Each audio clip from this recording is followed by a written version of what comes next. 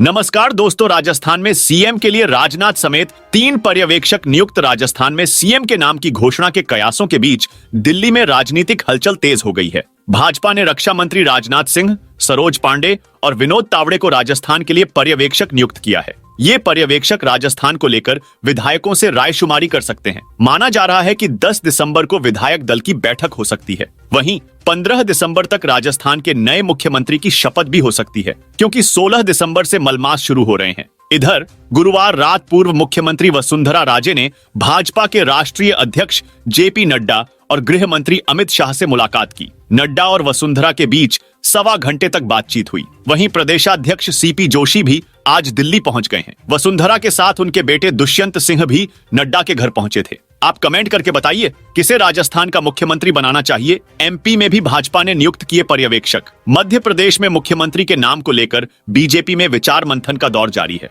Party ने मुख्यमंत्री चयन के लिए विधायकों से रायशुमारी करने आज 3 ऑब्जर्वर नियुक्त कर दिए हैं। इनमें हरियाणा के मुख्यमंत्री मनोहर लाल खट्टर, ओबीसी मोर्चा के राष्ट्रीय अध्यक्ष डॉक्टर के लक्ष्मण और पार्टी की राष्ट्रीय सचिव आशा लकड़ा शामिल हैं। ऐसा माना जा रहा है कि खट्टर और डॉक्टर के लक्ष्मण विधायकों से 1-to-1 चर्चा कर सकते हैं। तीनों पर्यवेक्षक शनिवार को भोपाल आ सकते हैं। भाजपा नए ओबीसी चेहरे पर विचार कर रही है। भड़काऊ भाषणों में दूसरे नंबर पर पहुंचा राजस्थान। भड़काऊ भाषण देने के मामलों में राजस्थान देश में दूसरा राज्य बन गया है। प्रदेश में 2016 में हेट स्पीच के महज 22 केस दर्ज हुए थे। अब ये संख्या 8 गुना बढ़कर 192 हो गई है, जो देश भर में उत्तर प्रदेश के बाद सबसे ज्यादा है। चुनावी मौकों पर राजनेताओं के भड़काऊ बयानों ने इन मामलों में आग में घी डालने का काम किया है। वहीं धार्मिक भावनाएं आहत करने के मामले भी प्रदेश में तेजी से बढ़े हैं। जयपुर की पंचायतों में उपचुनाव 10 जनवरी को राज्य निर्वाचन आयोग ने जयपुर जिले की अलग अलग पंचायत समितियों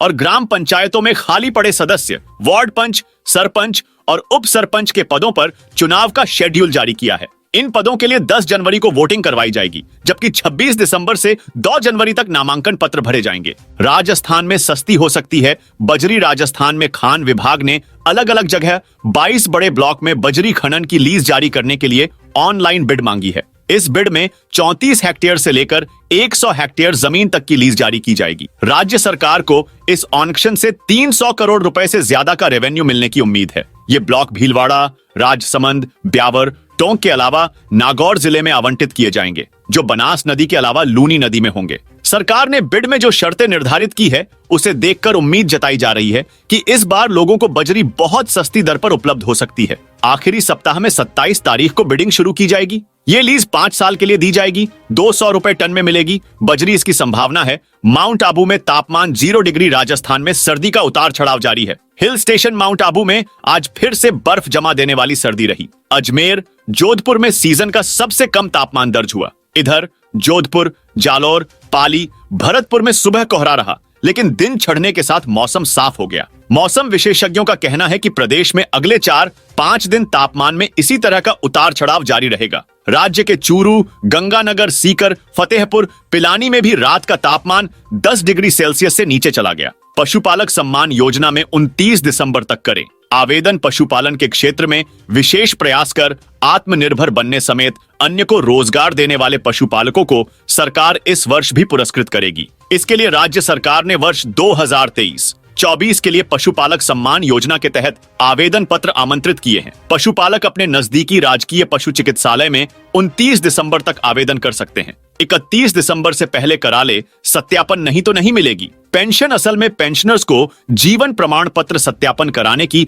अंतिम अवधि 30 नवंबर थी, परंतु नवंबर में त्योहार, शादियां व विधानसभा चुनाव की वजह से ज्यादातर ने सत्यापन नहीं कराया। राज्य सरकार इस अवधि को 31 दिसंबर तक बढ़ा दिया है। सामाजिक न्याय अधिकारिता विभाग के उप निदेशक जेपी चांवरिया ने बताया कि बाकी रहे लोगों ने 31 दिसंबर तक भी यदि सत्यापन नहीं कराया तो जनवरी की पेंशन इन्हें नहीं मिलेगी। भरतपुर में 69,000 पेंशनर्स ने ही कराया सत्यापन। पिछले साल 5,644 पेंशनर्स ने नहीं कराया। भौतिक सत्यापन तो पेंशन बंद हुई। इस साल 2,40,000 पेंशनर्स हो सकते हैं वंचित। बीजेपी ने राजस्थान प्रदेश अध्यक्ष को दिल्ली बुलाया। राजस्थान में सीएम के नाम की घोषणा के कयासों के बीच दिल्ली में राजनीतिक हलचल तेज हो गई है। पूर्व मुख्यमंत्री वसुंधरा राजे भाजपा के राष्ट्रीय अध्यक्ष जेपी नड्डा से मिलने दिल्ली में उनके आवास पर गुरुवार रात 8 बजे पहुंची। साथ में बेटे दुष्यंत सिंह भी थे। अर्धवार्षिक परीक्षा के प्रश्न पत्रों का आज नोडल केंद्रों से होगा वितरण। जिला समान परीक्षा योजना के तहत अर्धवार्षिक परीक्षा के प्रश्न पत्रों का वितरण शुक्रवार को सभी नोडल केंद्रों पर किया जाएगा। संयोजक निर्मला गहलोत ने बताया कि कक्षा 9 से 12 के प्रश्न पत्रों का वितरण 8 दिसंबर को 10 बजे से सभी तहसील स्तरीय नोडल केंद्रों पर होगा। अर्धवार्षिक परीक्षा 11 दिसंबर से शुरू हो रही है। प्रदेश की 250 बार एसोसिएशन में चुनाव। प्रदेश की करीब 250 बार एसोसिएशन में आज एक साथ चुनाव हो रहे हैं। तहसील से लेकर हाईकोर्ट स्तर की बार एसोसिएशन के लिए सुबह 9 बजे से वोटिंग शुरू हुई। इन बार एसोसिएशन से करीब 1,04,000 वकील जुड़े हुए हैं। कुछ बार में वोटिंग के बाद काउंटिंग शुरू होगी तो कहीं शनिवार को काउंटिंग और रिजल्ट आएंगे। 1 वोट 1 बार के नियम के तहत यह चुनाव करवाए जा रहे हैं।